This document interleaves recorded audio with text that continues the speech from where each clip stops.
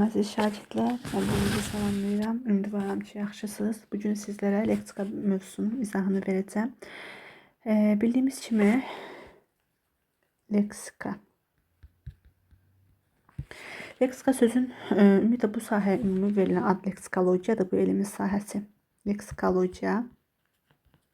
Leksikologiya nədir? Leksikologiya sözündə leksikos söz, logos elm deməkdir. Sözün mənasından bəhs edən elm sahəsi leksikologiya adlanır. Leksika isə dilin lüğət tərkibini təşkil edir. Leksika dilin lüğət tərkibini təşkil edir və lüğət tərtib edən şəxslər isə leksoqraf adlanır. Leksoqraf. Yəni bilirik ki, lüğətlərin müxtəlif məna növləri ola bilər. Məsələn, orfoqrafiya lüğəti, orfepiya lüğəti, orfoqrafiya və orfepiya lüğəti, hansı ki, orfoqrafiya sözün düzgün yazılışı, orfepiya sözün düzgün tələffüzü, etimologiya lüğəti ola bilər, sözün mənşəyindən bəhs edən, eyni zamanda sözün leksik izahından bəhs edən lüğət isə adlanan leksik lüğət və yaxud da ikinci bir adı ilə deyə bilərik buna izahlı lüğət. Sözün ümumiyyətlə yadınızda saxlayın, sözün iki növ mənası ola bilər. Bunlardan birincisi adlanır sözün leksik mənası. Sözün leksik mənası. Leksik mənası. İkinci olaraq isə sözün qrammatik mənasıdır. Sözün leksik mənası dedikdə onun ilkin başa düşülən mənasıdır. Məsələn, flora dedikdə bilirik ki, bitkilər aləmi, fauna dedikdə heyvanlar aləmi nəzərdə tutulur. Həmçinin deməli, yəni həmin sözün mənasını açdığım zaman, dediyim zaman, onu deyən zaman nə başa düşülürsə, buna deyirik biz sözün leksik mənası.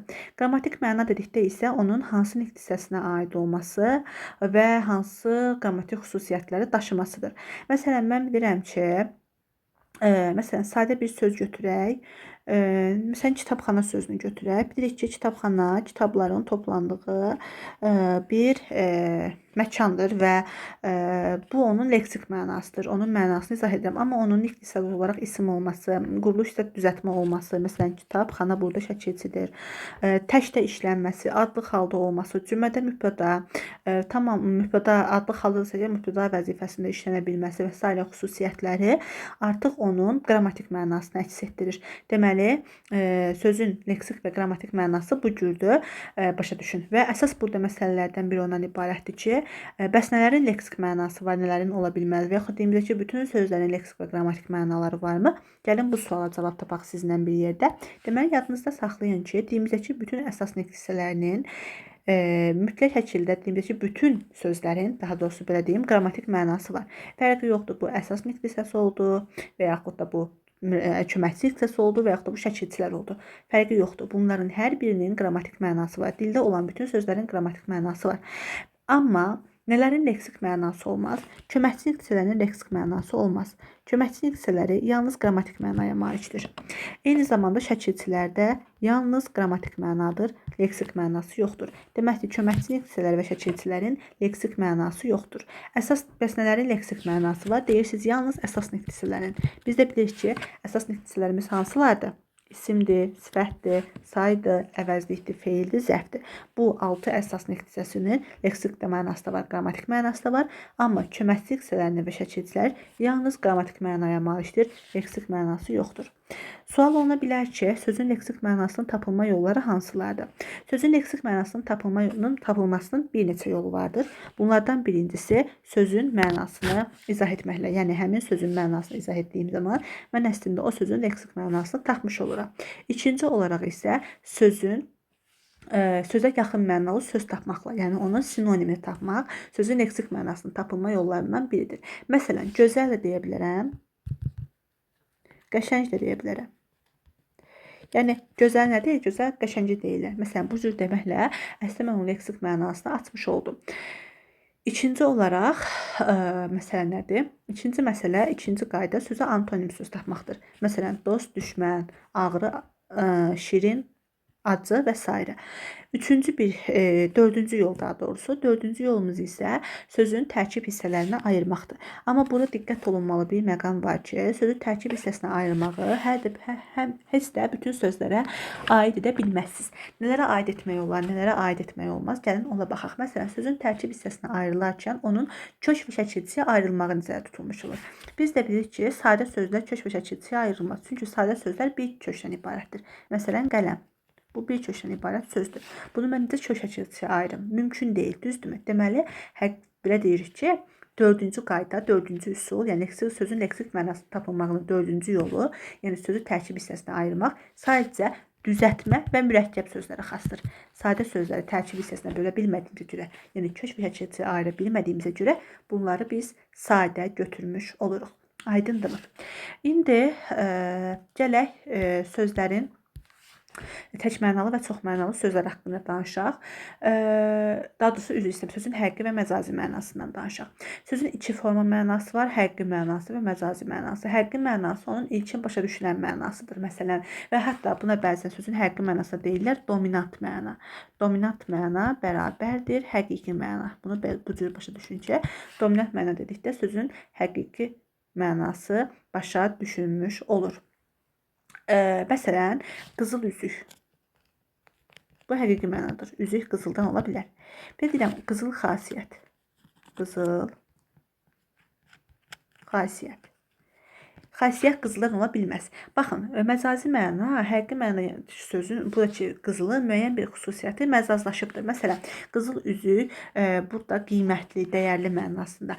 Deməli, qızıl xasiyyət burada xasiyyətin qızıldan olmağı yox. Sadəcə olaraq onun dəyərli, xüsusiyyətli əlaməti köçürülübdür xasiyyət sözünün üstünə. Ona görə qızıl xasiyyət dediyimizdə, yəni bu dəyərli xasiyyət olduğunu, yəni necə deyirlər, gözəl, xoş xasiyyət olduğu mənasına gəlmiş olur. Məsələn, qızıl payız da həmçinin belədir. Hansı sözlər məcazi mənaya malikdir? Gəlin onlara aydınlıq gətirək. Nələr məcazi məna daşıyır? Frazeoloji birləşmələr, hansı ki, bunlar haqqında ayrıca danışacağım. Frazeoloji birləşmələr. Ondan sonra buranı götürə bilirik çoxmənalı sözlər. Bəs məcazi mənalı sözlər nələr olur? İsimlər də məcazi ola bilər, feillər də sifətdə məcazi ola bilər, hətta feillər də məcazi ola bilər. Məsələn, əgər feil məcazi məna daşıyırsa, deməli o frazeoloji birləşmədir. Məsələn, deyirəm ki, ayağının altını görməmək. Ayağının altını görməmək. Bu məcazi mənadır. Yəni bu feil məcazidir və bu frazeoloji birləşmə hesab olunur. Biraz irəliləyən dəqiqələrdə bu haqqda daha da ətraflı məlumat verəcəm inşallah. Həqiqi və məcazi mənada bizə aydın olduğuna görə indi keçə bilək təhmənalı və çoxmənalı sözlərə. Təhmənalı sözlər odur ki, adından da məlum olduğu kimi bu sözlərin tək mənası vardır. Məsələn, nələrin tək mənası olur? Terminlərin. Terminlərin yalnız bir mənası var. Termin bilirik ki, yenə də bu haqda irəliləyən dəqiqələrdə danışacağım. Yenə də bir az da toxunaq. Dedik ki, terminlər tək mənası olur. Yəni bu sözün başqa bir mənası yoxdur. Məsələn, fizikadakı ion və yaxud da biologiyadakı hüceyrə və yaxud da ədat, məsələn, isim dilçiliyə aid. Bunların başqa bir mənası yoxdur. Yəni bunları mən bir söz kimi yanaşır. Daha doğrusu bir mənası var. Ona görə məsələn terminləri ürək açıqlığı deyə bilərik ki, tam rahatlıqla deyə bilərik ki, terminlər tək mənadan ibarətdir. Bəs çoxmənalı sözlər nədir? Çoxmənalı sözlər iki və daha artıq mənaya malik olan sözlərdir və çoxmənalı sözlər məcazidir. Çoxmənalı sözlərin məna tayları mütləq eynilik hissəsinə aid olmalıdır və çoxmənalı sözlər məna yaxınlığı mövcuddur. Bu onu amonimdən fərqləndirən xüsusiyyət olacaq. Baxın, çoxmənalı sözlərə nümunə deyirəm. Deyirəm ki, insanın gözü, düzdürmü? İnsanın gözü. Bir deyirəm ki, şkafın gözü. Baxın, insanın gözü, şkafın gözü və yaxud da kəndin başı, insanın başı. Baxın, burada kəndin başı, şkafın gözü, bunlar çox mənalı sözdür və bunların məna tayları eynilik hissəsinə aid olmalıdır. Məsələn, bunlar isimdir, bunlar da həmçinin. Məsələn, biri isim, biri sifət ola bilməz. Mütləq şəkildə eynilik hissəsi olmalıdır. Və çox mənalı sözlər, sifətlər çox mənalı ola bilər. Əsasən bədən üzvləri, əldir, qoldur, dildir, gözdür, başdır. Baxın, bədən üzvləri daha çox mənalılıq daşıyırlar. İsimlər, sifətlər çox mənalı olmuş olurlar və dedik ki, məna yaxınlığı nə deməkdir? Məsələn, baxın, kəndin başı, insanın başı deyirəm. Bu insanın başı insan bədəninin ən yuxarı hissəsidir. Yəni, yuxarıda yerləşir. Digər bədən üzvlərimizə nisbətən. Kəndin başı deyəndə kəndin yuxarı hissəsi. Deməli, yuxarı anlayışı hər ikisinin ortaq anlayışdır. Deməli, anlayışlar arasında məna bağlılığı özünü qoruyur çox mənalı sözlərdə. Amma amonimlər, məsələn, bunu onlardan fərqləndirir ki, amonimlərdə Bu mənalarına yerlə göy ilə bir-biri heç bir əlaqəsi yoxdur. Bu məsələyə də xüsusi diqqət yetirək. Daha sonra dedik ki, çoxmənalı sözlər eyni zamanda məcazi məna daşıyır. Yəni bu sözlər məcazi mənada olmalıdır. Dirək homonimlər haqqında danışaq.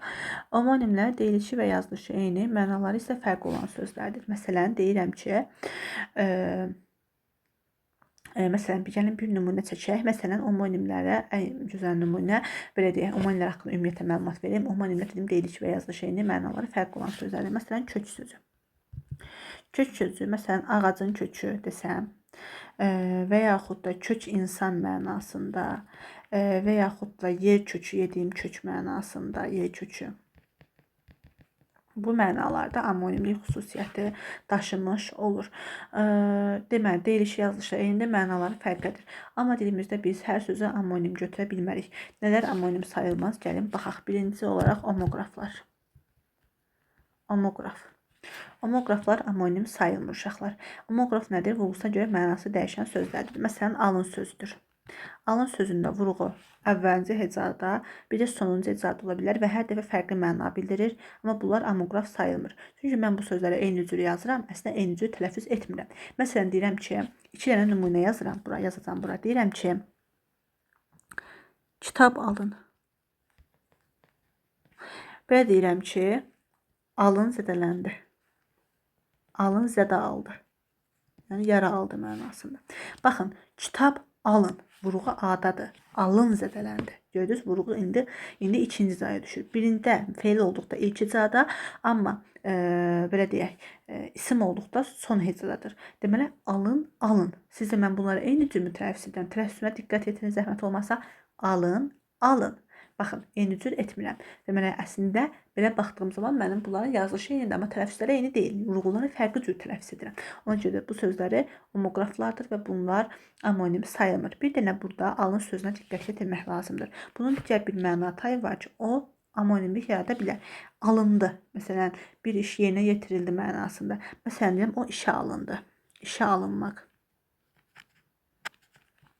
İşə alındı mənasında alın, alındı, alındı, alın. Bu halda isə artıq amonimlik yaradacaqdır. Amma alın ismi ilə kitabı alın, bu artıq amonimlik yaratmayacaqdır. Daha sonra ikinci nələr amonim sayılmaz? İkinci olaraq deyirik ki, paronimlər amonim sayılmır. Paronim nədir? Paronimlərin tələffüzləri eynidir, yazılışları fərqlidir. Məsələn, i ilə yazılan mətin sözü də var, i-siz yazılan mətin sözü də var. Və yaxud da i ilə yazılan deməli, nümunə götürək hansı sözü? Deməli, hərf, məsələn, i ilə yazılan hərf də var, hərf də var. Bu sözlərin oxunuş qaydaları, tələffüzləri hamısında eynidir. Biz bilirik ki, məsələn, i ilə yazılan sözlər elə i ilə də tələffüz edilir. Mətin, mətin və yaxud da hərf, hərf. Amma biz fonetika mövzusunu sizə izah edən zaman, orada mən qeyd etmişdim ki, təşkilatlı sözlərdə müxtəlifçisi samit qoşalığı gəldikdə, bu sözlərin tələffüz qaydası bilmənalı olaraq belədir ki, sözə qapalı said artırılır. Qapalı said artırılır iki müxtəlifçisi samitin arasında. Məsələn, mətin, mətin şəklində tələffüz olunacaq və yaxud da hərf, hərf şəklində tələffüz olunacaq. Deməli, gördünüzmü? Hamısının tələffüz qaydası eynidir. Yazışları fərqlidir. Bunlar paronimdir və bunlar amonim sayılmır. Daha sonra bir dənə burada bir söz var, əsir sözü. O sözünün nə diqqət yetiririk. Baxın, bu söz əsir bu şəkildə də ola bilər. Bir də elə əsir yazılan var ki, o da həmçinin əsir formasında. Amma burada bu əsir, yəni ilə yazılan əsir sözü iki mənanı ifadə edə bilər. Və bu homoform olduğuna görə bu da amonim sayılmayacaq. Homoformun nə olduğunu indi birazdan izah edəcəm. Elə ki, homoformu izah edim, aydın olacaq. Homoform başlanğıc formalısı söhbətidir. Yəni amonimlərin başlanğıc formaları eyni olmalıdır uşaqlar. Məsələn, mən deyirəmsə ki, əgər baxın, deyirəm külək əsir. Deyirəm əsir qaçdı. Baxın, külək əsir sözündə əs sözün kökü il qrammatik şəkilçisi, zaman şəkilçisi. Amma əsir qası da başlanğıc sadə sözdür. Birinin başlanğıc forması əsdir, birinin başlanğıc forması əsirdir. Və sizcə bunlar eynidirmi başlanğıc formaları? Əlbəttə ki, xeyr. Ona görə biz deyirik ki, amonimlərin mütləq şəkildə başlanğıc formaları eyni olmalıdır. Yəni bu məqama diqqət yetirək. Gəlin başqa bir nümunə üstündən də fikrimi izah edim. Məsələn, dayanacaq sözünə baxaq. Məsələn, deyirəm ki, dayanacaq təmir olundu və dayanacaq tikildi. Və deyirəm ki, maşın dayanacaq. Baxın, bunlar eyni yazılır, eyni tələffüz olunur, amma bu sözlər amonim deyil. Niyə görə? İndi fikrimi izah edim. Dayanacaq tikili sözünün kökü dayandı.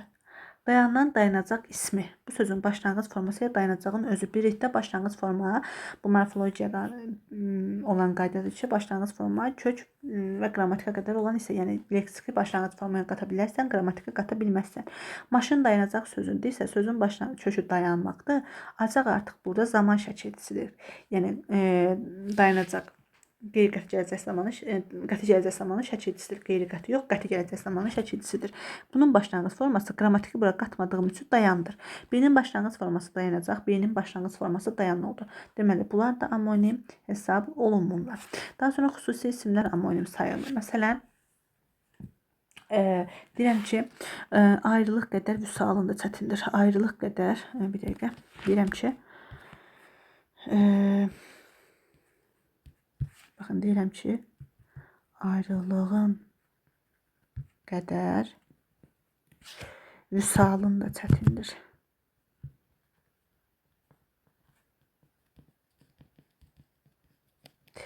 Ayrılığın qədər vüsalın da çətindir. Baxın, burada vüsal sözü ümumi isimdir. İndi deyirəm ki, vüsal gəlir.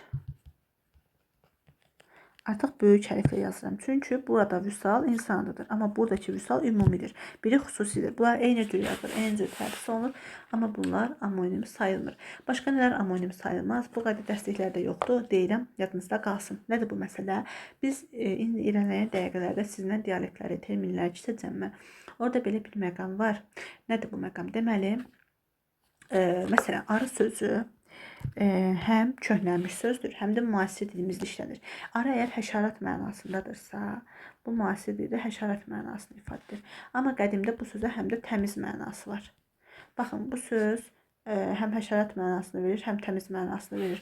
Amma bunlar amonim deyil, çünki biri ümumi işləkdir, digəri ümumi işlək olmayandır. Ya hamısı, ikisi də mütləq ümumi işlək olmalıdır. Ona görə bunlar amonim sayılmır. Məsələn, həm termin, həm də ümumi işlək söz kimi, həm də ümumi işlək olmayan sözlər sırasında terminlər də daxildir. Məsələn, deyirəm ki, zərfi açdı. Yəni, məsələn, zərfdə məktub var, ona açdı. Və deyirəm, zərf əsas nitq hissəsidir. Qısa yazıram. Əsas nitq hissəsidir. Bu cümlədə isə zərf sözü termindir. Amma burada zərf ümumi işləkdir. Yəni, bunu hamı başa düşür. Biri ümumi işlək, biri ümumi işlək olmağına görə bu sözlərdə amonim sayılmır. Uzanmaya görə mənası dəyişən sözlərimiz var idi. Məsələn, nərə. Uzanlıqda bir məna ifadə edirdi. Uzanmadığı zaman başqa bir məna. Məsələn, bir deyirəm, nərə. Uzandığı zaman bağırtı çağırdı, uzanmadığı zaman nərə balıq növüdür. Deməli, bunlar da amonim sayılmır. Eyni zamanda əyan, dava, bəzən sözlərdə bu sıraya daxil olan sözlərdəndir. Amonimlərlə bağlı əsas xüsusiyyətlərdən onu yadınızda saxlayın ki, amonim sözlər deməli, mütləq şəkildə həm eyni, həm müxtəlif hissəsinə aid ola bilər. Məsələn, xal sözü. Məsələn, bir bal mənasında, yəni bal toplamaq xal, bir də yanaqda xal, məsələn, yanaqda olan xal, yanaq xalı. Bu mənalarda hər ikisi isimdir. Amma, məsələn, mən bayaq nümunə yazdığım kök sözündə, kök insan mənasında sifətdir. Amma ağacın kök, ağac kökü desəm, nə olacaq artıq bu? İsim olacaq. Deməli, biri sifət, biri isim ola bildi. Deməli, bu halda həm əsas, həm də müxtəlif nitq hissəsinə aid ola bilər. İndi gəlin sinonimlərlə bağlı olan məsələləri nəzərə yetirək. Bilirik ki, sinonimlər deyiliş və yazılış müxtəlifdir. Amma burada məna baxımından yaxınlıq var, uyğunluq var. Məsələn, Məsələn, iri, böyük. Bunlar fərqli cür yazılır, fərqli cür tələffüz olunur, amma məna baxımından bir-birinə oxşardır, yaxındır və yaxud da dava, müharibə. Onu da burada qeyd edim ki, burada dava sözü uzanan versiyası. Bilirsiniz də, bir də bu dava sözü elə sözlərdən idi ki, uzandıqda bir məna ifadə edir, uzanmadığı zaman da başqa bir məna ifadə edirdi. Məhz uzandığı məna ilə müharibə sözü sinonimlik yaradır. Digər uzanmadığı zaman verdiyi məna dava dərman mənasındaydı.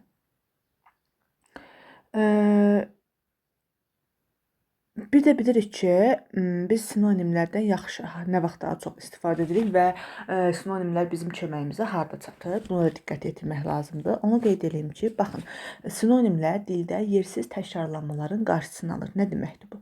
Məsələn, tutaq ki deyirəm gözəl sözünü. Mən bu gözəl sözünü bir mətnin daxilində danışdığım zaman dəfələrlə istifadə etsəm, bu qarşı tərəfi, yəni məni dinləyən tərəfdə o məni dinləməkdən bezəcək, yorğun olacaq, yəni sıxılacaq, belə deyim. Yorğun olmaq yox, sıxılacaq, məni dinləməkdən yorulacaq. Çünki mən eyni sözü dəfələrlə deməyim yaxşı çıxmır. Bu absurd alınır. Amma hər dəfə mən orada gözəl sözünün əvəzinə onun sinonimləri ilə əvəz etsəm, məsələn, qəşəng, cəlb edici, yaraşıqlı, baxın, bu kimi sözlərdən istifadə etsəm, qarşı tərəf məni daha diqqətlə dinləyər, çünki orada artıq yersiz təkrarlanmalar əmələ gəlmir. Bir buna xidmət edir. Bir də biraz əvvəl mən sizə sözün leksik mənasının tapılma yollarını izah edəndə orada sinonimi qeyd etmişdim ki, bir sözün leksik mənası tapılan zaman ona sinonim tapmaq əslində onun leksik mənasının açılması deməkdir. Deməli, iki əsas vəzifəyə xidmət etmiş oldu sinonimlər. Birincisi, dildə yersiz təkrarlanmaların qarşısını aldı. İkinci isə sözün leksik mənasının tapılma yolunu bizə tapdı. Deməli, burada əsas diqqət edilməli olan bir məqam var. Sinonimlər iki məna növü var. Daha doğrusu belə iki növü var sinonimin. Bir, buna deyirik nisbi sinonimlər. Nisbi. Bir də mütləq. Nədir nisbi və mütləq sinonim? Baxın, nisbi sinonimlər hər daim bir-birini əvəz etmiş. Amma mütləq sinonimlər hər daim bir-birini əvəz edəcək. İndi mən nümunələr yazacağam, sizə daha aydın olacaq. Gəlin nisbi sinonimləri nümunələr yazaq. Məsələn, deyirəm ki, deməli, məsələn, ürək, könül bəzi məqamda nisbi sinonimdir. Yəni, hər daim bir-birini əvəz etmir. Amma bəzi məqamlarda mütləq sinonim götürülə bilər. Bu məsələlərə xüsusi diqqət yetirmək lazımdır. Sinonimlər mütləq şəkildə eyni ixtisasına aid olmalıdır. Məsələn, biri sifət, biri isim. Yəni, hər tərəfi müxtəlif ixtisası ola bilməz. Məsələn, çi ilə yetişməmiş sözləri, hədəfdə də bu nümunə verilib. Yetişməmiş. Bunlar sinonim sayılmır. Düzdür, məzmun baxımından məna yaxınlığı ola bilər. Amma mən bunları sinonim götürmürəm. Necə götürmürəm? Məsələn, mən desəm ki, çi meyvəni yemə, bir yaxud desəm ki, yetişməmiş meyvəni yemə, məna baxımından bəli, oxşuyur. Yəni, eyni məzmunu ifadə edir. Amma nəzərə almaq lazımdırsa ki, əgər sinonimlər mütləq şəkildə həm eyni mütləq şəkildə eyni ixtisasına aid olmalıdır. Müxtəlif ixtisasına aid ola bilməz. Bu qaydadan tutub getsəm, bu şərt bu verilmiş nümunələri ödəmir. Məsələn, çi sifətdir, yetişməmiş isə feili sifətdir. Yəni, biri sifətdir, biri feildir. Fərqli ixtisası oldu. Bunlar sinonim götürülə bilməz.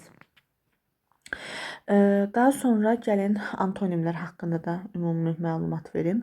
Antonimlər əks mənalı sözlərdir və antonimlərdə, sinonimlərdə olduğu kimi mütləq şəkildə eyni nitq hissəsinə aid olmalıdır və antonimlər məsələn, acına şəkər sözü. Bunlar antonim sayılmır. Çünki şəkər isimdir nitq hissəsi olaraq, acı isə sifətdir. Biri sifət, biri isim ola bilməz.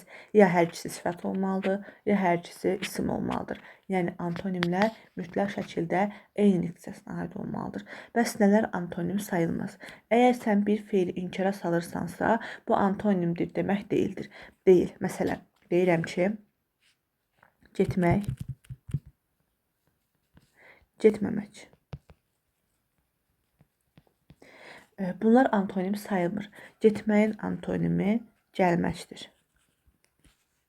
Və ya getməməyin antonimi gəlməməkdir. Götürə bilərəm.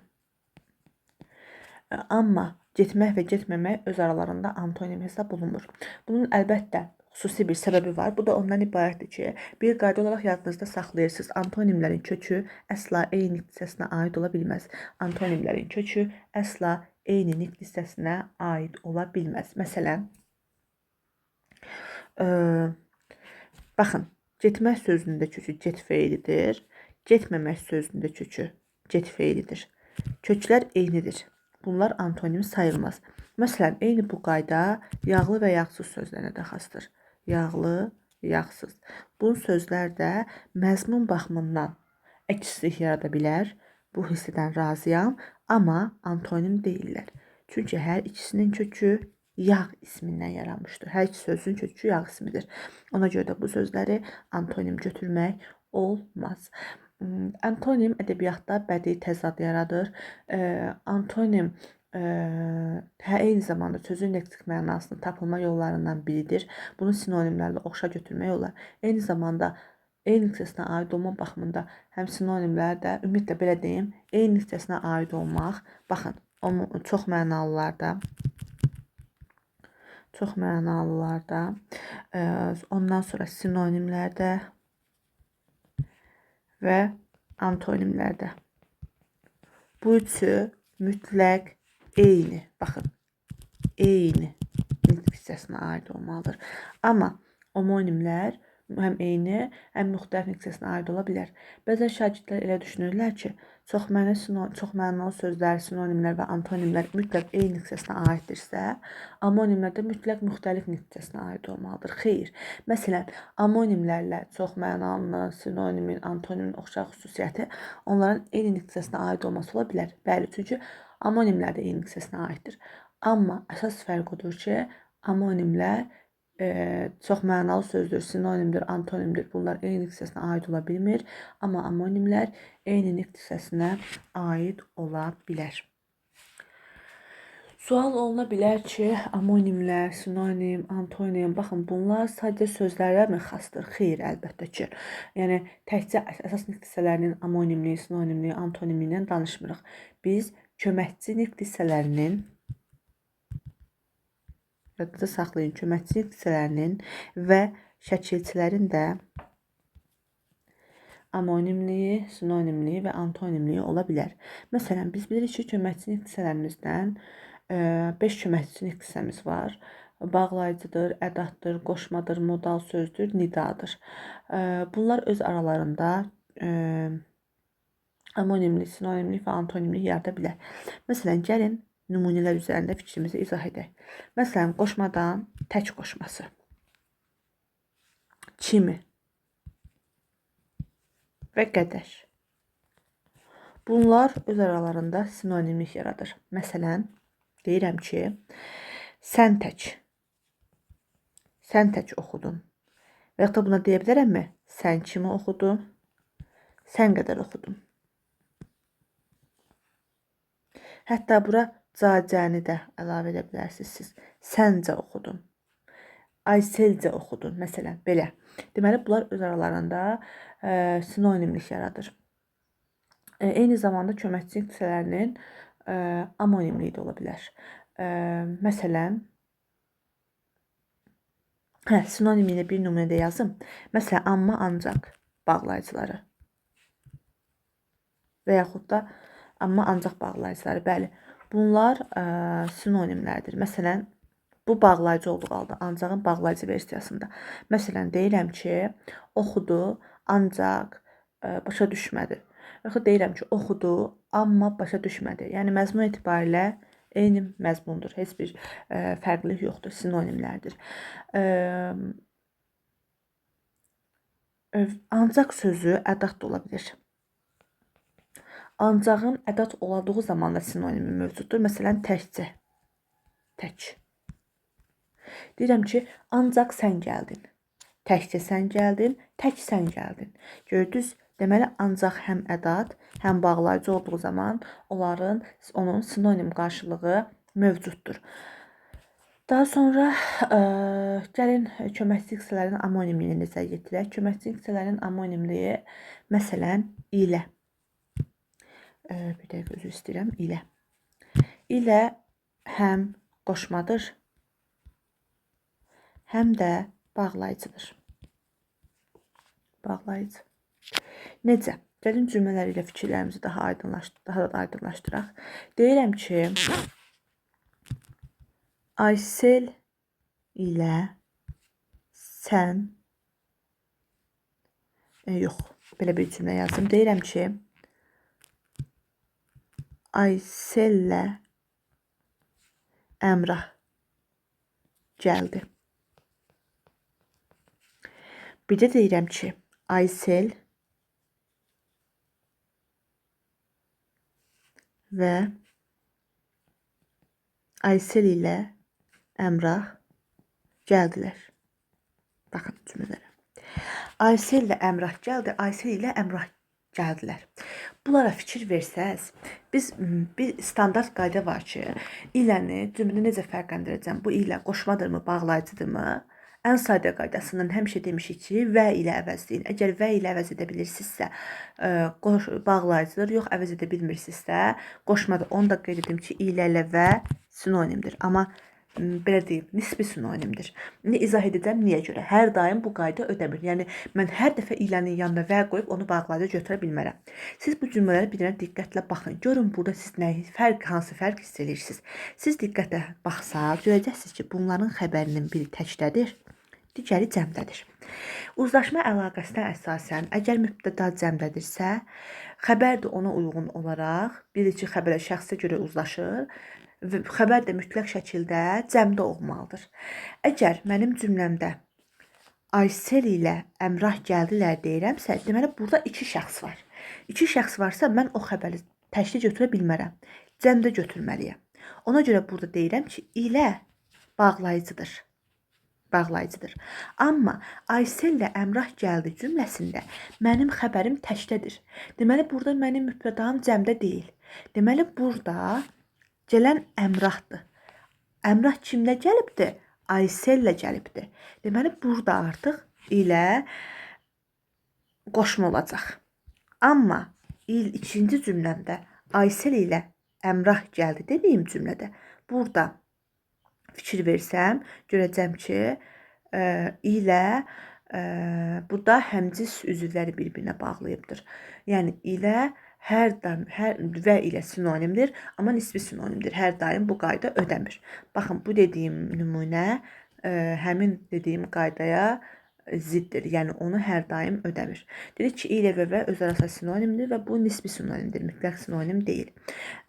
Başqa nümunələr gəlin çəkək, deməli, amonimli ilə bağlı. Cacə qoşması. Şəkilçiləşmiş cacə qoşması, şəkilçi formasında olan cacə qoşması. Bunun dedik həm sinonimli oldu. Bayaq məsələn təklə, kimi ilə, qədər ilə götürdük. Eyni zamanda bunun amonimliyi də var.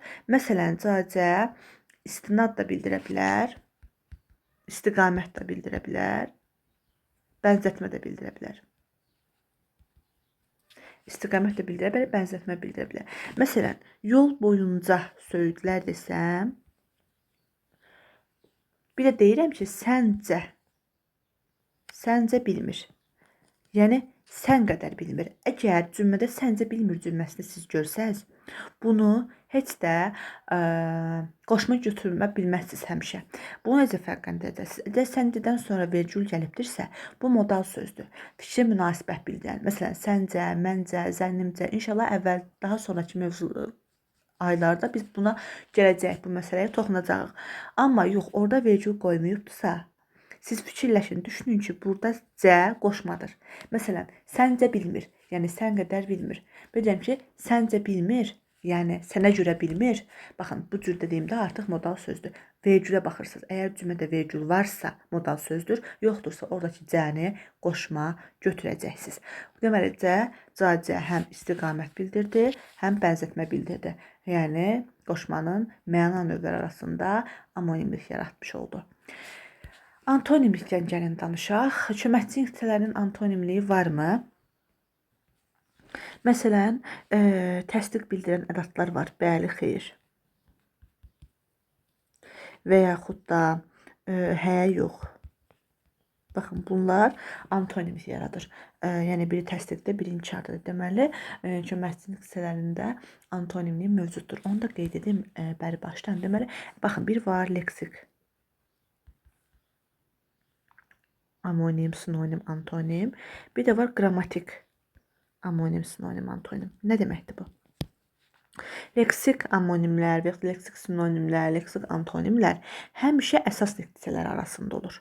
Məsələn, isimlə sifət, sifətlə feil, sayla feil və s.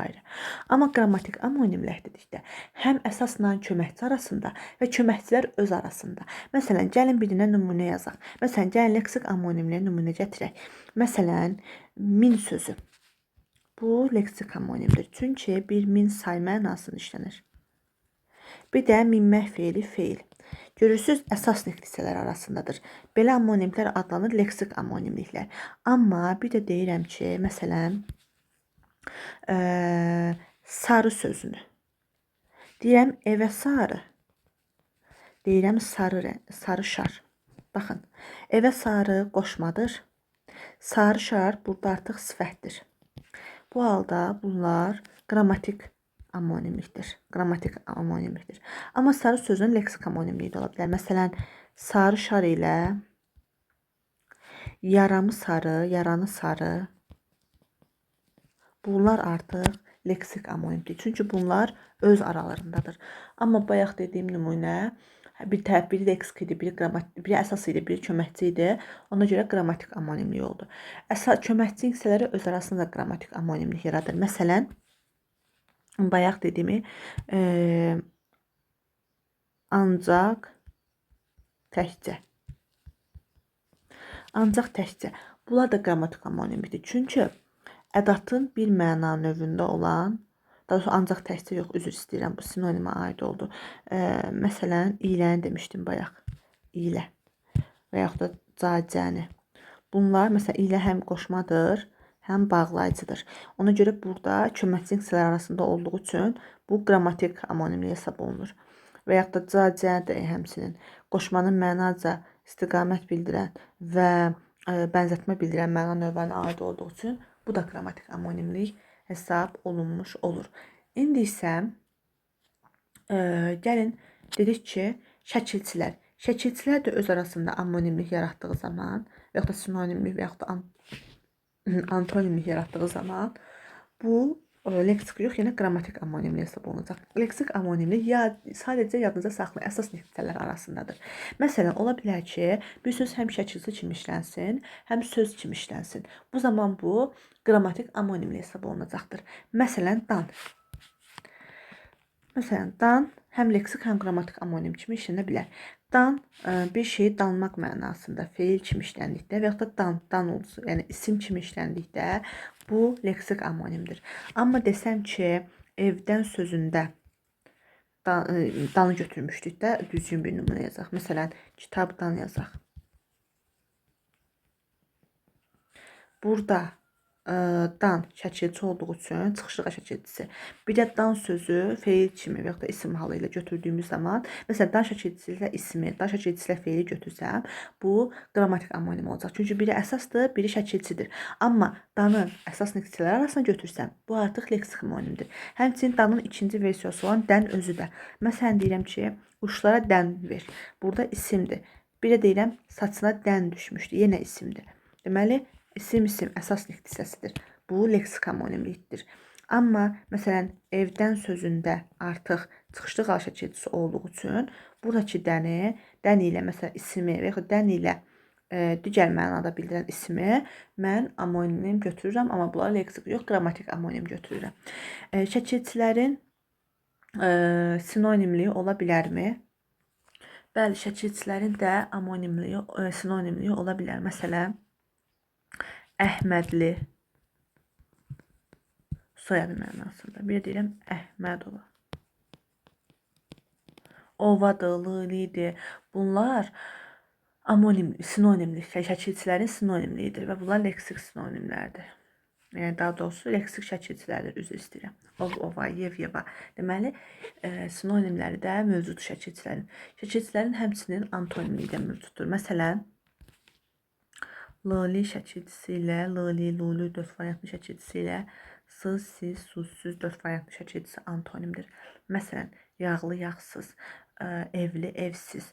Amma burada diqqət olunmalı bir məqam var. Məsələn, evli, evsiz. Baxın, şəkilçilər amonimdir. Şəkilçilər öz arasında üzr istəyirəm, antonimdir. Amma evli sözü ilə evsiz sözünü heç vaxt antonim götürmürsünüz. Niyə görə? Birinci dediyim qaydaya görə. Çünki hər ikisinin kökü eynidir və kökü eyni olan sözlər antonim hesab olunmaz. Sinonim olan başqa bir şəkilçi nümunə demək istəyirəm. Məsələn, ön şəkilçi ba ilə sız, siz, suzsuz şəkilçisi sinonim şəkilçidir. Məsələn, baməzə əslində məzəsiz deməkdir. Yəni deməli, ba ilə siz şəkilçisi amonim, yəni sinonim şəkilçisi olmuş oldu. İndi gəlin ümumişləh və ümumişləh olmayan sözlər haqqında danışaq. Fərqli birləşdirəcəm. Ümumişləh və ümumişləh olmayan sözlər. Baxın, əgər mən bütün sözlər hamı tərəfindən başa düşülürsə, belə sözlər adlanır ümumişləh. Amma bu sözləri hər kəs başa düşmürsə, müəyyən şəxslər başa düşə bilirsə, bunlar ümumişləh olmayan sözlərdir. Ümumişləh olan sözlərlə işimiz yoxdur. Yəni sən bu sözün mənasını başa düşürsənsə, deməli bu söz bugünkü dövrümüzdə işlənir və hamı tərəfindən istifadə olunur və hamı bu sözün mənasını başa düşür. Bizim işimiz ümumişləh olmayan sözlərlə bağlıdır. Ona görə gəlin ümumişləh olmayan sözlərin üstə dayanaq və daha təfsilatı ilə, daha ətraflı şəkildə danışaq. Ümumişləh olmayan sözlər bir neçə qrupa bölünür. Bunlardan birincisi köhnəlmiş sözlərdir. Köhnəlmiş sözlər. İkinci olarak diyalektler, üçüncü olarak terminler, dördüncü ise neologizmler. Köhnəlmiş sözlər, diyalektlər, terminlər, neologizmlər. Gəlin köhnəlmiş sözlər haqqında ətraflı şəkildə danışaq. Köhnəlmiş sözlər haqqında ətraflı şəkildə danışaq. Deməli, köhnəlmiş sözlər adından da məlum olduğu kimi bu sözlər köhnəlibdir. Yəni qədimdə işlənibdir, indi artıq yəni sıradan çıxıbdır. Baxın, köhnəlmiş sözlər iki hissəyə ayrılır. Bunlardan birincisi tarixizmdir. Digəri isə arxaizmdir. Hər ikisi köhnəlmiş sözdür, amma bunların bir-birindən fərqi var. Baxın, arxaizmlər tarixdə müəyyən dövrdə işlənib. Bu söz artıq sıradan çıxıb, amma hal-hazırda həmin sözü əvəz edə biləcək başqa bir söz dilimizdə var. Bu arxaizmdir. Amma tarixizm qədim zamanlarda işlənibdir. Müəyyən tarixi bir dövrdə yaranıbdır. Həmin dövrün bitməsi ilə o söz də sıradan çıxıbdır. Yəni bugün tarixizmi əvəz edə biləcək hər hansısa bir söz yoxdur. Ona görə də bu sözləri biz tarixizm götürmüş oluruq. Gəlin nümunələrlə fikrimizi daha aydın izah edək. Məsələn, Abbası. Bu qədimdə pul növü olmuşdur, Abbası. Və hal-hazırda biz bu ifadədən istifadə etmirik və yaxud da artıq dəqiqə yoxdur. Bu söz tarixizmə düşübdür, çuxa sözüdür. Ondan sonra daqqa sözüdür. Yəni bunları hal-hazırda əvəz edən bir söz yoxdur. Çuxadır, daqqadır, dəbilqədir. Ondan sonra batman sözüdür. Məsələn, batman. Bunlar artıq, məsələn, batman yeri ağır gəz ifadəsi var. Daha çox bunlara atalar sözlərinin, məsələlərin tərkibinə daha çox rast gəlir. Çünki onlar qədimdən yaranan nümunələrdir, dövrümüzə gəlib çatıbdır. Bunlar arxaizmlərdir, üzr istəyirəm, tarixizmlərdir. Amma arxaizmlərin qarşılığı bugün dilimizdə mövcuddur. Məsələn, yey sözü var. Yey. Bu yey yaxşı deməkdir. Sayru var. xəstə deməkdir. Görürsüz, bu gün heç kəs sayrıyam demir, xəstəyəm deyir. Və yaxud da yeyəm demir, yaxşıyam deyir. Məsələn, heç kim demir ki, ağıl hamıya lazımdır. Ham deyir ağıl hamıya lazımdır. Demir ki, us hamıya lazımdır. Və yaxud da sıxışdırmağa qısqı deyirik məsələn. Aydan arı sudan durur. Bu ifadəyə rast gəlmisiniz yəqin ki. Aydan arı, baxın görürsüz, atalar sözlərini, məsələlərin, hikmətamiz fikirlərin içində verir. Aydan arı sudan durur. Burada arı təmiz mənasında işlənir. Heç kəs indi paltarı necə də arıdı demir. Hamı deyir təmizdir. Əslində burada aydan təmiz sudan dur deməkdir. Sadəcə olaraq arı sözündən istifadə olunur. Bu qədim zamanda işləndiyi üçün. Və yaxud da məsələn qarı sözü olsun. Bu da qoca mənasında işlənilir də bilirik. Əski pambıq, yəni köhnə pambıq. Bax, bu sözlərin hər biri arxaizm hesab olunur. Və mən keçən bir az əvvəl danışanda amonimlərdən demişdim ki, bir tərəf ümumiliklər, bir tərəf isə ümumiliklər olmayan məna ifadə edən sözləri biz amonim götürmürdük.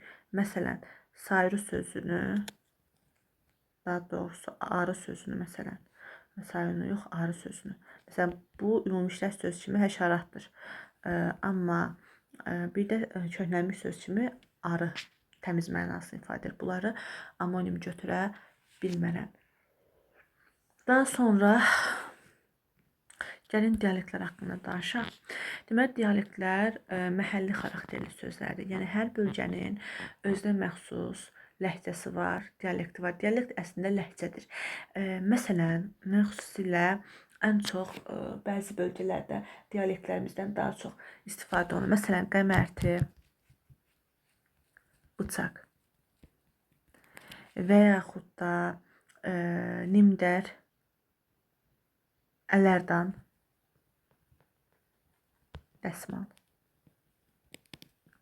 Düzdürmü? Peyğəmbəri,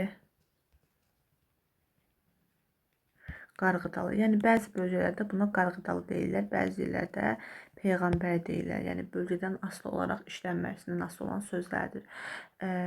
Və yaxud da becid, tez. Və yaxud da nimdər döşəkçi. Bunu yazaq. Məsələn, nimdər döşəkçi. Baxın, bu sözlər, hər birini yazmıram, orada çoxdur, baxarsınız sədər kitabında özünüz. Yəni, bunlar, belə deyək, dialekt sözlərdir. Dialektlər çətin deyil, hər bölgənin özünə məxsusdur. Məsələn, elə bölgələr var, döşəkçiyə nimdər deyir, elə yer var, elə döşəkçi deyir. Elə yer var, qarğıdalıya peyğəmbəri deyir, elə yerlər var, elə qarğıdalı deyir. Yəni, bu yaşadığımız ərazidən asılı olan məsələdir. Məsələn, Zaqatala bölgəsində bir neçə dialektləri var, qeyd etmək istəyirəm. Məsələn, vud, künc deməkdir. Dap-tapay, dap-tapay. Sovul deməkdir. Qüvvətləndirici ədat məqsədilə bet işlənilir. Və yaxud da uftan, gözəl deməkdir. Xuriyat, çirkin deməkdir. Yəni, bunlar, bu sözlər ləhcədir. Yəni, dildə müəyyən şəkildə işlənilir. Yəni, birlikdə Zaqatala bölgəsində müxtəlif millətli xalq, çox saylı millətlər yaşayır. Onların dilində işlənmiş olan sözlərdir ki, bugün dialekt olaraq istifadə olunmuş olur. Gəlin terminlər haqqında danışaq. Terminlər müəyyən ixtisas peşə sözləridir. Hər bir bölgənin özünə məxsus terminləri var. Daha doğrusu hər bir peşənin özünə məxsus terminləri var. Məsələn, Azərbaycan dilində ədat, məsələn, qoşma, nə bilim, fonetika, bunlar dilçiliyə aid terminlərdir. Məsələn, riyaziyyatda Pifaqor, nə bilim, romb, nə bilim, diskriminant, məsələn, diskriminant. Bu sözlər terminlərdir. Hər bölgəni ola bilər. Məsələn, biologiyada hüceyrə, metamorfoza, nə bilim fizikada ion, atom. Yəni hər elm sahəsinin özünə məxsus terminləri vardır və bu terminləri həmin elm sahəsilə məşğul olan insanlar daha çox işlədir. Məsələn, heç bir Azərbaycan müəllimi sizə hüceyrədir, embriondur, metamorfoza keçmir demir.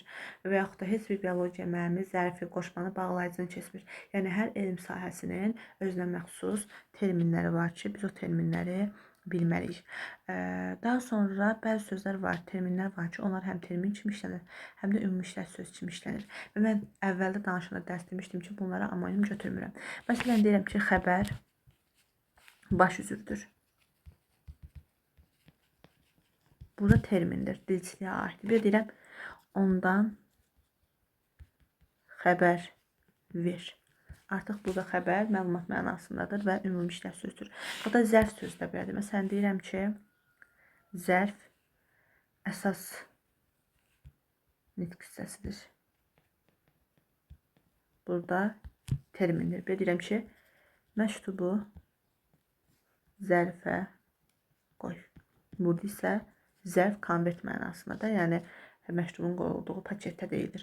Burada isə ümumi işləkdir. Yoxda sifət sözü də həmçinin deyirəm ki, sifəti qızarıb.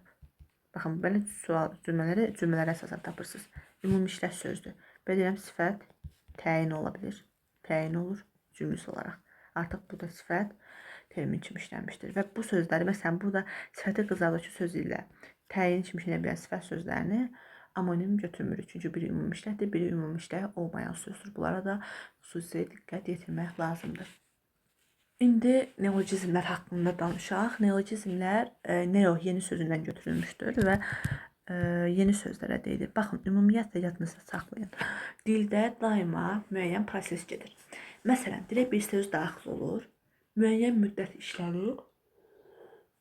Daha sonra həmin söz sıradan çıxır. Əlbəttə burada bu yəni qısa bir zaman dilimində baş vermir. Məsələn, bir sözün daxil olduqdan sonra onun dildə ümumi işlək söz kimi işlənməsi bəlkə əsrlər tələb edir. Daha sonra əsrlər sonra sıradan çıxır. Məsələn, arı sözü dedik təmiz mənasını ifadə edir. Düzdürmü? Köhnəlmiş sözdür, arxaizmdir. Bəlkə də qədim zamanda bu arı sözü 500-ə yaxın işləyəmdir bəlkə də. Və o dövr üçün hamı tərəfindən başa düşülən söz idi. Amma 500 il sonra, 5 əsr sonra artıq bu söz işlənmir. Yəni artıq dilimizə köhnəlmiş söz olaraq da daxildir. Və bir müddət sonra ümumiyyətlə bu söz çıxacaq və yaxud da müəyyən bir söz yeni söz kimi daxil olur. Daha sonra ümumi işlək söz kimi işlənir və yenə köhnəlmiş söz olur. Məsələn, bu gün neologizmlərdən məsələn fəal yaxud da qeyri-fəal sözləri və yaxud da məsələn genosid soyqırım mənasında, atkritika açıqca. Bu sözlər bəlkə də əsrlər sonra heç kəs bunun mənasını başa düşməyəcək. Çünki dil sabit deyil. Dilin lüğət tərkibi sabit deyil. Lüğətimizdə daima söz girir, söz çıxır, söz girir, söz çıxır. Üzr istəyirəm. Yəni bunlara xüsusi diqqət yetirin dostlar. İndi isə gəlin sizinlə birgə frazoloji birləşmələr haqqında danışaq. İndi gəlin yenə rəngimizi dəyişək. Frazoloji birləşmələr. Bildiyimiz kimi dildə iki cür söz birləşməsi var. Söz birləşməsinin belə deyim, iki növü var. Birincisi sərbəst söz birləşməsidir. İkincisi isə sabit söz birləşmələridir. Sərbəst və sabit söz birləşmələrinin bir-birindən fərqi nədir? Sərbəst söz birləşmələri bu sözü tərkib hissəsinə ayırmaq mümkündür. Parçalamaq mümkündür. Cümlədə həm bütöv şəkildə, həm ayrı-ayrılıqda sintaktik təhlilini aparmaq mümkündür. Məsələn, deyirəm qırmızı alma. Bu sərbəst söz birləşməsidir. Məsələn, mən burada qırmızı sözünü götürərəm, yerinə qoyaram yaşıl alma. Və yaxud da alma sözünü çıxararam, yerinə qoyaram yaşıl qab, məsələn. Parçalaya bilirəm. Ona görə də bu sərbəst söz birləşməsidir. Və cümlədə ayrı-ayrılıqda sintaktik təhlil olunduğu zaman da parçalana bilər. Məsələn, deyirəm ki, o qırmızı maşın aldı. Nə etdi? Aldı. Kim aldı? O. Nəyə aldı? Maşın, tamamlıq. Müəyyən təsirli haldadır. Vasitəsi tamamlıqdır. Nəyə aldı? Necə maşın aldı? Qırmızı, təyindir. Gördünüz, parçaladım. Amma sabit söz birləşmələri belə deyildir. Sabit söz birləşmələri parçalanmır. cümlədə bütöv halda sintaktik təhlil olunur və ona bir söz kimi yanaşırıq. Məsələn, qırmızı alma dedik burada sərbəst söz birləşməsidir. Buna iki söz kimi yanaşıram. Alma bir söz, qırmızı iki söz. Amma sabit söz birləşmələri, hansı ki, bunun içində adı frazoloji birləşmələr, baxın, buna frazoloji birləşmələr də deyə bilərsiniz, məcazi feillər də deyə bilərsiniz, frazemlər də deyə bilərsiniz. Yəni, eynidir, mahiyyət etibarilə eynidir. Amma mən frazoloji birləşmələri bir söz kimi yanaşıram. Məsələn, deyirəm, dil otu yemək. Dil otu yemək. Bu artıq yemək ayrı, dil otu ayrı iki söz kimi yanaşmıram. Çünki bunlar parçalanmır, bir söz kimi yanaşıram. Və bunlar cümlədə sadə cümlə üzvü olur. Məsələn, deyirəm ki, elə bil, cümləmizi yazaq, elə bil dil otu yemişdi. Elə bil o dil otu yemişdi. Baxın, yemişdi nə? Dil otu, çim, o, belə təhlil səhvdir. Deyirik ki, məsələn, deyirəm ki,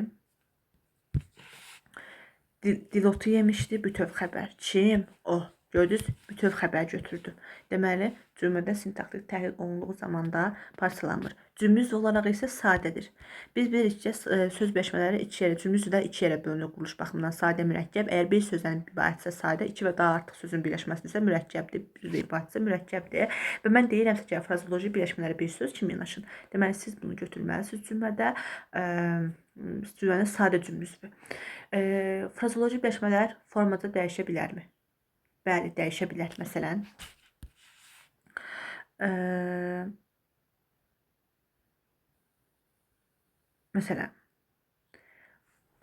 başından qaynar sular tökülənlər, dil otu yeyənlər.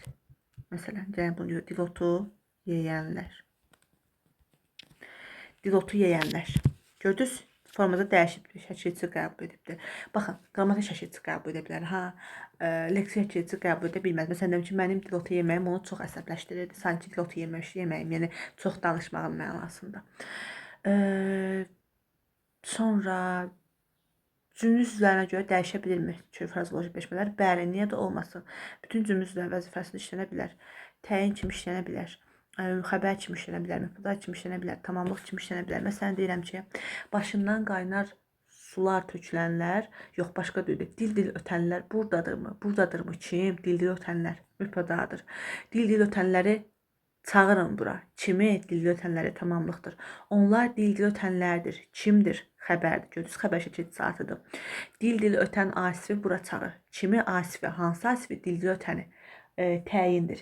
Yəni, gördüyünüz kimi, müxtəlif cümlə üzvü. Məsələn, feili bağıma. Dil ötəndə belə olacağını bilmirdinmi? Bilmirdinmi? Nə vaxt? Dil ötənlər cümlədə daha doğrusu feili bağlama kimi işləndi və cümlədə zaman zərfliyi oldu. Bir də onu deyim ki, frazoloji birləşmələr həm təsdiqlənən, həm də təsdiqlənməyən feillərlə ifadə oluna bilər. Məsələn, dil ötdü. Burada təsdiqlənən feildir. Şəxs və zamana görə, kəmiyyətə görə dəyişir. Amma dil ötən bura gəlsin. Bu artıq dil ötən bura gəlsin ifadəsində təsdiqlənməyən feildir. Yəni, feili sifətdir. Bunlar sizə biraz tanış gəlməyə bilər. Təsdiqlənən nə deməkdir? Təsdiqlənməyə nə deməkdir? Əzizlərim, yəni keçəcək, narahat olmayın. Sadəcə bu məqamları deyirəm. Xatırlayın ki, sabah mən sizə təsdiqlənən, təsdiqlənməyən feillər keçdiyim zaman bu qaydalar yenidən sizin yadınıza düşmüş olsun. Daha sonra dedik, bəli, bütöv şəkildə parçalanmır, cümləni bir üzvü kimi götürürük, sadə cümlə üzvü kimi yanaşırıq. Tərkibində əgər ol, et, bil, qıl sözləri varsa, bunlar frazoloji birləşmə hesab olunmur. Məsələn, hörmət etmək, yaza bilmək. Baxın, bunlar frazoloji birləşmə deyil. Bir qayda olaraq tərkibində ol, et, bil varsa, bunlara frazoloji birləşmə deyil. Bunu yadınızda saxlayırsınız. Çoxdur dilimizdə frazoloji birləşmələr. Məsələn, nümunə üçün deyirəmsə, məsələn, dələ düşmək, ondan sonra hirsi başına vurmaq, yada salmaq, qanı qaralmaq, təngə gəlmək, boğazı qurumaq, diapauzu quruya bilər. Məsələn, dilini saxlaya bilməmək. Baxın, bunların hər biri əl vermək, kömək tutmaq, kömək etmək götürülmür. Əl vermək və yaxud da söz daşımaq. Bunların hər biri frazeoloji birləşmədir. Frazeoloji birləşmələrin amonimliyi, sinonimliyi və antonimliyi ola bilər. Gəlin bunlara nəzər yetirək. Məsələn, deyirəm ki, amonimliyə nümunə deyirəm. Deyirəm, can vermək.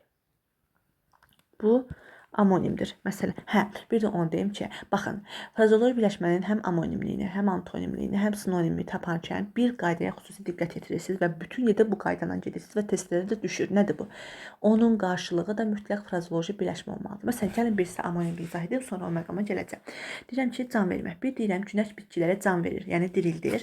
Bir də deyirəm ki, xəstə can verir, yəni ölür. Baxın, sizə testdə soruşa bilər ki, hansı amonim frazeoloji birləşmələrin məna tayları öz arasında antonimlik yaradır? Götürə bilərsiniz can verməyi. Məsələn, deyirəm ki, bitkilərə can verir, yəni dirildir mənasında. Bir də xəstə can verir, ölür mənasında. Ölməklə dirilmək görürsünüz, öz aralarında antonimlik yaradır. Gəlin indi amonimlik, sinonimlik və antonimlikdən danışaq. Mən dedim ki, mütləq şəkildə onlarda frazeoloji birləşmə olmalıdır. Məsələn, deyirəm ki, zəncir çeynəmək. Zəncir çeynəmək. Əgər mən durub desəm ki, zəncir çeynəməyin sinonimi əsəbiləşməkdir, əsəbiləşmək səhvdir. Çünki mən dedim ki, bu əgər frazeoloji birləşmədirsə, onun tayı da frazeoloji birləşmə olmalıdır. Bəyəm əsəbiləşmək frazeoloji birləşmədir? Yox. Sadəcə onun qarşılığıdır. Amma burada mən onu götürə bilərəm. Məsələn, zəncir çeynəməyin qarşılığını mən götürə bilərəm. Məsələn, başından qaynar sular tökülmək. Başından qaynar su tökülmək. Bu artıq frazeoloji birləşmədir. Yəni görürsünüz, amonimdir. Üzr istəyirəm. Bu sinonimdir. Bu sinonimdir. Frazeoloji birləşmələrin antonimliyidir həmçinin. Burada da qarşılığı mütləq şəkildə olmalıdır. Frazeoloji birləşmə. Məsələn, dil ötmək. Durub bunun bir dil ötməyin mənası nədir? Dil ötməyin mənası çox danışmaqdır da. Çox danışmaq. Əgər mən bunu durub antonimlə az danışmaq götürsəm, səhvdir. Niyə görə səhvdir? Çünki qarşılığı frazeoloji birləşmə olmalıdır. Amma dil ötməyin əvəzinə ağzına su alıb oturmaq. Ağzına su alıb oturmaq. Belə desəm, bəli, artıq bu frazeoloji birləşmədir və onun antonimidir. Bu məsələlərdə belə. Bir də elə söz ola bilər ki, həm frazeoloji birləşmə kimi işlənər, yəni həm sərbəst söz birləşməsi olar, həm sabit söz birləşməsi olar. Bu nə deməkdir? Baxın, sərbəst söz birləşməsi məcazi məna daşımayacaq. Amma sabit söz birləşməsi məcazi məna daşıyacaq. Bəs bunu necə fərqləndirəcəm? Cümləçi mənasını. Məsələn, deyirəm ki, atam yola düşdü. Atam Bakıya yola düşdü. Yəni burada yola düşmək, yola getdi mənasında. Yola düşmək, yol getdi mənasında. Baxın, bu halda məcazidir. Amma desəm ki, alma yola düşdü. Alma ağacdan yola düşdü. Burada artıq yola düşmək ifadəsi sərbəst birləşmədir. Yəni sabit deyil. Niyə görə sabit deyil? Çünki məcazi məna daşımır. Əgər onun sabit olması üçün, yəni qısa deyilsə, frazeoloji birləşmə olması üçün onun məcazi məna daşımalıdır. Sizə testdə imtahanda sala bilər. Deyər ki, frazeoloji birləşmə işlənmiş nümunələri seçin. Mütləq variantlardan birində bunu verəcək ki, görək bu şagird ayıra bilirmi ki, frazeoloji birləşmədən sabit və sərbəst söz birləşməsini? Əgər sərbəstdirsə, mütləq həqiqi olacaq. Həqiqi olan yerdə frazeoloji birləşmədən söhbət edə bilməz. Frazeoloji birləşmələr mütləq məcazi olur. Əziz şagirdlər, belə. Deməli, ümumiyyətlə leksika haqqında bu qədər. Bir də testlərdə leksik təhlil deyilən bir anlayış var. Məsələn, leksika haqqında işləyirsiniz, köhnəlmiş sözlər, tarixizm, arxaizm, neologizm, bunları işləyirsiniz. Ondan sonra sizə göstərir leksik təhlillə bağlı testlər. Burada artıq ümumidir. Məsələn, amonimlər, sinonimlər, antonimlərə ayrıca test işləyirdinizsə, nə bilim, sözün həqiqi məcazi mənası haqqında ayrıca test işləyirdinizsə, leksik təhlildə hamısını götürürsünüz. Nələri götürürsünüz? Amonimlər, sinonimlər, antonimləri tapmaq. sözün həqiqi məcazi mənasını tapmaq, cümlədə frazeoloji birləşmə tapmaq, sabit və sərbəst söz birləşməsindən ayıra bilmək, tarixizm, arxaizm, köhnəlmiş sözləri ayıra bilmək, çox mənalı sinonim, antonimlər haqqında. Hər bir bütün bunların hamısının ümumiləşmiş forması, ümumi şəkildə işləyirsinizsə bir testin daxilində, bir bölmənin daxilində, bunlar artıq leksik təhlildir. Deməli, əzizlərim, belə leksika mövzusu ilə bağlı izahım bu qədər. İnşallah növbəti izahlarda görüşərik. Sualınız olarsa, rəy bölməsində qeyd edə bilərsiniz, cavablayacağım. Sağ olun.